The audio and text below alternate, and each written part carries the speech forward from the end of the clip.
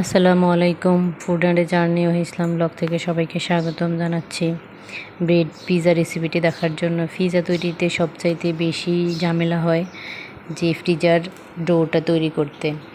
আর পিৎজার ডোটা পারফেক্ট না হলে কিন্তু পিৎজার এই কাজটা কখনোই হবে না। আর আজকের এপিসোডে থাকছে কিভাবে চুলায় প্যান পিৎজা তৈরি করব সেই রেসিপি তৈরি করে দেখাবো। আমার চ্যানেলে সেম প্রসেসে আরও একটা বিফ পিৎজার রেসিপি আছে, চাইলে সেই রেসিপিটা দেখে নিতে পারেন। এটা আমার একটা ফ্রেন্ডের রিকোয়েস্টের রেসিপি ছিল। আর আমার রেসিপিগুলো যদি ভালো লেগে থাকে তাহলে ফ্যামিলি অ্যান্ড ফ্রেন্ডসদের সাথে শেয়ার করতে বলবেন না। আর পাশে থাকা বেল আইকনটা অন করে দিবেন, আর যাতে করে পরবর্তী ভিডিও আপলোড দেওয়ার সাথে সাথে নোটিফিকেশান পেয়ে ওখান থেকে আমার ভিডিওগুলো দেখে নিতে পারবেন। তো দেখে নেওয়া যাক আজকে আমরা কিভাবে পিৎজা তৈরি করব। লেটসি, সাথেই থাকুন। ফার্স্ট অফ অল আমি একটা বাটি বসিয়ে দিলাম, আর ওই বাটিতে 250 গ্রাম কুসুম গরম করে নেওয়া দুধ দিয়ে দিয়েছি। এখানে আমি অ্যাড করে দিয়েছি 1 চামচ ইস্ট আর 1 চামচ কুকিং অয়েল। এখন একটা চামচের সাহায্যে নেড়ে চেড়ে এটা গলে যাওয়ার জন্য অপেক্ষা করব। এখন দিয়ে দিলাম একটা ডিম। চামচের সাহায্যে ভালোভাবে সব কিছু মিক্স করে নিব, যাতে কোথাও জমাট বেঁধে না থাকে বা ইস্টগুলো যাতে গলে যায়, সেটার জন্য অপেক্ষা করব 5-7 মিনিট। এরই পরে আমি দিয়ে দিব স্বাদ অনুযায়ী লবণ। আর দুধটা কুসুম গরম হতে হবে, আঙুলে সহ্য করার মতো। এর চেয়ে বেশি গরম যাতে না হয়, তাহলে ডোটা একবারই সফট হয়ে যাবে বা লেটকা হয়ে যাবে। স্বাদ মতো লবণ মিশিয়ে নিয়েছি। 250 গ্রাম দুধের জন্য আমি 2টা পিৎজা তৈরি করব, সেই জন্য আমি ডোটা তৈরি করব। এখানে আমি মেজারমেন্ট কাপের 1 কাপ ময়দা অ্যাড করে দিয়েছি। আমি আরও 1 কাপ ময়দা অ্যাড করব। ময়দাও আমি 250 গ্রামে নিয়েছি। তো এই কাজটা হাতের সাহায্যে অল্প অল্প পরিমাণে ময়দা মিশিয়ে করতে হবে, যাতে ডোটা শক্ত হয়ে না যায়। আর যদি ডোটা একবার শক্ত হয়ে যায় তাহলে পিৎজাটা খুবই রুড হয়ে যাবে, সেটা ফুলবে না, একবারে নেতায় থাকবে। ওই জন্য অল্প অল্প পরিমাণে ময়দা দিয়ে দিয়ে আস্তে আস্তে করে আমি ডোটা কমপ্লিট করে ফেলবো। এখন আমি আরও কিছু ময়দা নিয়ে নেব এখান থেকে। যতক্ষণ পর্যন্ত ডোটা কমপ্লিট না হয় ততক্ষণ আমি ধীরে ধীরে অল্প অল্প পরিমাণে ময়দা মেশাতে থাকবো।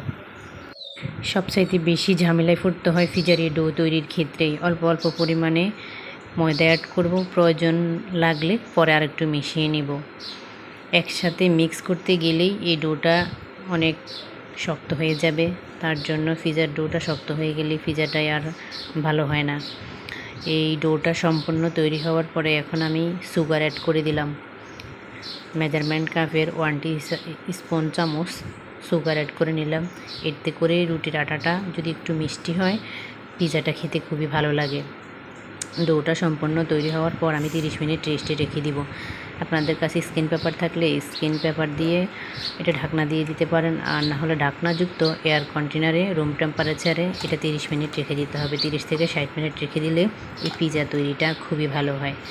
এখন আমরা চলে যাব পরবর্তী স্টেপে। এবার আমি চিকেনের ফিলিংটা তৈরি করার জন্য নিয়ে নিছি হাড় ছাড়া মুরগির বুকের মাংস 250 গ্রাম লম্বা স্লাইস করে কেটে এখানে ধুয়ে পানি জড়িয়ে রেখে দিয়েছি। সয়া সস দিয়ে দিয়েছি, চিলি ফ্লেক্স দিয়ে দিয়েছি 1 চামচ, মরিচের গুঁড়ো 2 টেবিল চামচ, সয়া সস দিয়ে দিয়েছি, লবণ দিয়ে দিয়েছি আমি স্বাদ মতো। এখন দিয়ে দিবে আমি লেমন জুস। এটা স্কিপ করা যাবে না, এতে করে জুসিনেসটা ভালো হবে আর মুরগির মাংসের ভিতর পর্যন্ত এই মশলাগুলির গ্রেভিটা ঢুকে চলে যাবে।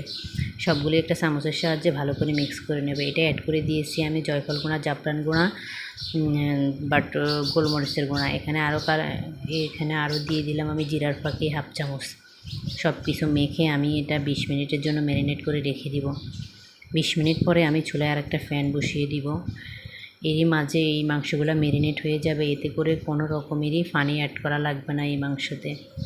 চলে এলাম আমি চুলায়। এখানে আমি 1 চামচ কুকিং অয়েল অ্যাড করে দিলাম প্যানে। এবার সেই 20 মিনিট পরে এসে সাইডে রাখা সেই মুরগির মাংসগুলো এখানে আমি দিয়ে দিব। এখানে আমি 250 গ্রাম মুরগির হাড় ছাড়া বুকের মাংস লম্বা স্লাইস করে কেটে নিয়েছি। এটাতে কোনো পানি অ্যাড করা লাগবে না, এটার ভিতর থেকে যে পানিগুলি বের হয়ে চলে আসবে ওগুলো দিয়ে সুন্দর এটা কুকিং হয়ে যাবে। এর জন্য একটু নেড়ে চেড়ে ঢাকনা দিয়ে দিব, যাতে বাইরে থেকে কোনো রকমের বাতাস না ঢুকতে পারে, তাহলে খুব দ্রুত সময় এটা সিদ্ধ হয়ে যাবে। তো এটা আমি 10 থেকে 15 মিনিটের জন্য ঢেকে চলে দিলাম। আবারও ফিরে চলে আসলাম 10 মিনিট পরে। এখন এসে আমি দেখতেছি মুরগির মাংসের ভিতর থেকে যে পানিগুলো বের হয়েছে, এতে করে মুরগির মাংসগুলো খুবই ভালোভাবে সিদ্ধ হয়ে গেছে। এবার আমি পানিগুলো শুকানোর জন্য অপেক্ষা করব। আমি খুরসুনের সাহায্যে একটা মাংস ভালোভাবে চেপে দেখিয়ে দিব যে আসলে এটা কতটা সিদ্ধ হয়েছে। তেলগুলো যখনই বেশি উপরে চলে আসবে তখনই আমি গিয়ে চুলা অফ করে দিব। যতটুকু পরিমাণে আমার এই পিজাতে চিকেন লাগবে অতটুকু আমি ইউজ করব, বাকিগুলো আমি রেখে দিব। চুলাটা আমি মিডিয়াম টু লো হিটে করে সবগুলো সিদ্ধ হয়ে গেছে, সেটা আমি খুরসুনের সাহায্যে চেপে একটা দেখিয়ে দিয়েছি যে কতটা তুলতুলে নরম হয়েছে চিকেনগুলি। এই পর্যায়ে আমার মাংসগুলি সব সিদ্ধ হওয়া শেষ, আর একটু আমি ভেজে নিব। খুব সুন্দরভাবে সিদ্ধ হয়ে গেছে, কোনো মাংসতেই কোনো নেই, শক্ত নেই কোথাও। সবগুলো মাংস ভেজে এই পর্যায়ে আমি রেখে মাংসগুলি সিদ্ধ হয়ে ভিতর থেকে তেল ভেসে ওঠার জন্য আমি আর একটু ওয়েট করব। আর এত সময় থেকে কেউই একটা 10 মিনিটের উপরে ভিডিও হয়ে গেলে দেখতে চায় না যে রেসিপিটা অনেক বড় হয়ে গেছে, অনেকে বিরক্তবোধ মনে করে, তারা হয়তো স্কিপ করে নেবেন। কিন্তু আসলে সম্পূর্ণ ভিডিওটা তৈরি করতে গেলে এইরকমই সময় লেগে যায়, তাও অনেক স্কিপ করে এভাবে তৈরি করতে হয়। খুব সুন্দরভাবে দেখতে পারতেছেন বাদামি কালার একটা লুক চলে এসেছে।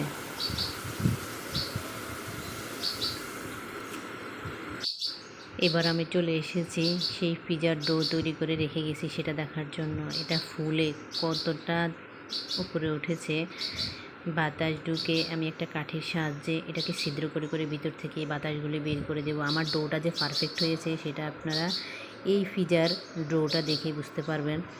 যারা এই পিজা তৈরি করবেন তাদেরই ডোটার কন্টেন্সিটা ভালো হলেই পিজাটা অবভিয়াসলি ভালো হবে, সেই দিকে খেয়াল রাখতে হবে। আমি হাতের সাহায্যে ভিতর থেকে সবগুলি আটা মুথে এটাকে 2 ভাগ করে নেব, বাতাসগুলি বের করে নেব যাতে কোথাও কোনো বাতাস ঢুকে না থাকে। এবার আমি একটা ব্রাশের সাহায্যে যেই চুলায় আমি যেই ফ্যানে আমি পিজা তৈরি করব সেই ফ্যানে হাতের সাহায্যে এখান থেকে অর্ধেক ব্যাটার নিয়ে নিয়েছি, চেপে চেপে চেপে চেপে একবারে সমান রুটির মতো করে গোল করে নিয়েছি যাতে কোথাও কোনো উঁচা নেচা না থাকে। তার জন্য একটা চামচের সাহায্যে চারদিক চেপে চেপে চেপে চেপে কোথাও যাতে কোনো বাতাস ঢুকে না। আপনারা হাতের সাহায্যে করতে না চাইলে এটা বেলুনের সাহায্যে বেলুন দিয়ে বেলে নিতে পারেন। আর আরেকটা জিনিস খেয়াল রাখবেন, সাইডের অংশটা যাতে একটু উঁচা থাকে সেই দিকে খেয়াল রাখতে হবে। এবার কাঁটা চামচের সাহায্যে ছিদ্র করে দিতে হবে, না হলে চূড়ার উপরে এটা উঁচু নিচু জায়গায় ফুলে উঠবে। তো এখন আমি পরিমাণ মতো সস নিয়ে নিয়েছি, পিজা সস যেটাকে বলা হয়। আমি ফ্রিজ থেকে মেয়োনিজ নিয়েছি, মেয়োনিজটা খুবই ঠান্ডা ছিল, আপনারা চাইলে ওটা স্কিপ করতে পারেন। রুম টেম্পারেচারে নিয়ে ওটা সার্ভ করে পিজাতে লাগিয়ে নিতে পারেন। ভালোভাবে ব্রাশের সাহায্যে সব দিকে আমি মেখে নিয়েছি। উপরে হট টমেটো সস দিয়ে দিয়েছি। আর আপনারা যদি চান তাহলে আপনারা মেয়োনিজটা ইউজ করতে পারেন। এখন আমি মোজারেলা চিজ দিয়ে দিয়েছি পুরা পিজা জুড়ে, সব কিছু আমি সুন্দরভাবে সার্ভ করে নিয়েছি। আর এটা এখন দিয়ে দেবো আমি অরগানো। এই অরগানোটা কিন্তু অবশ্যই ব্যবহার করার চেষ্টা করবেন, কারণ এই অরগানোটা ব্যবহার না করলে কিন্তু পিজার আসল স্বাদটা আসবে না। আর আপনারা যে কোনো ব্র্যান্ডের অরগানো ইউজ করতে পারেন। আর এই পিজা তৈরিতে আপনারা কি দিবেন আর কি দিবেন না সেটা আপনাদের সম্পূর্ণ ব্যক্তিগত ব্যাপার। এখন আমি সেই ভেজে রাখা চিকেনগুলির হাফ চিকেন এখানে দিয়ে সার্ভ করে নিয়েছি সম্পূর্ণ এই পিজাটার উপরেই। যার যার স্বাদ মতো আপনারা হট টমেটো সস ইউজ করতে পারেন, মেয়োনিজ ইউজ করতে পারেন। এখন আমি কিছু পেঁয়াজ ছড়িয়ে দিলাম পুরো পিজাটা জুড়ে, আর কিছু গ্রিন ক্যাপসিকাম ছড়িয়ে দিলাম, কিছু ইয়েলো ক্যাপসিকাম ছড়িয়ে দিলাম সম্পূর্ণ পিজার উপরে সার্ভ করে। এখন আমি পুরো পিজা জুড়ে ছড়িয়ে দিব কিছু ব্ল্যাক অলিভ। যে কোনো সুপার শপ বা গ্রোসারিতে পেয়ে যাবেন এই ব্ল্যাক অলিভটা, এটা থাকে কাঁচের বয়মে। আমি এক্সট্রা টফিক পছন্দ করি তাই 2 লেয়ারে সব কিছু দিয়েছি। এবার আমি রেড কালারের ক্যাপসিকাম দিয়ে আবারও আমি মোজারেলা চিজ ছড়িয়ে দিয়েছি পুরাটা পিজা জুড়ে। আমার এক্সট্রা টপিক ভালো লাগে, তার জন্য আমি সব কিছু ইউজ করছি। আবারও ভালো করে মোজারেলা চিজগুলি দিয়ে আরেকটা লেয়ার আমি বসিয়ে দিয়েছি। সব শেষে দিয়ে দিব আবারও মোজারেলা চিজ দিয়ে ঢেকে দিয়েছি। যেহেতু তৈরি করব তাই সব কিছু একটু এক্সট্রা দিয়ে তৈরি করতে ভালো লাগে, আবার বাসায় বলে কথা। চুলায় তাওয়া বসিয়ে মিডিয়াম টু লো হিটে 15 মিনিট এটা আমি ব্রেক করে নিয়েছি। আর ছিদ্রটা বন্ধ করে দিয়েছি ঢাকনার কাঠির সাহায্যে। ছিদ্র করে দেখিয়ে দিয়েছি কতটা সুন্দরভাবে এটা কুক হয়েছে। আর যখনই দেখবেন সিদ্ধ হয়ে পিজার উপরে চিজগুলো গলে গেছে, তখনই ভেবে নেবেন যে পিজাটা কত সুন্দর ইয়ামি সিদ্ধ হয়ে গেছে। পিছনের সাইডটা আমি দেখিয়ে দিলাম কতটা তুলতুলে আর নরম হয়েছে পিজাটা, সেটা দেখতেই পারতেছেন। একটা ইয়ামি লুক, একটা ছুরির সাহায্যে এটা আমি কেটে সার্ভ করে দেখিয়ে দিব। ট্রাই করবেন এটা গরম গরম অবস্থায় সার্ভ করতে, তাহলে এটার আসল স্বাদটা আপনারা বুঝতে পারবেন। আর দেখে এটা কেউ বুঝতে পারবে না যে এটা আপনি বাসায় তৈরি করেছেন। তাও আবার চুলাই পিজাটা যেরকম সফট হয়েছে, নিচ থেকেও ঠিক ওভেনে করলে যেরকম হয় ওরকমই। আমার রেসিপিগুলো যদি ভালো লেগে থাকে তাহলে লাইক, কমেন্টস, শেয়ার করতে ভুলবেন না। আজ এখানে বিদায় নিচ্ছি, আবারও দেখা হবে অনলাইনে নতুন কোনো রেসিপি নিয়ে। সবাই ভালো থাকবেন, সুস্থ থাকবেন, আমার জন্য দোয়া করবেন। আজ এই পর্যন্ত, আল্লাহ হাফিজ। Subscribe my YouTube channel.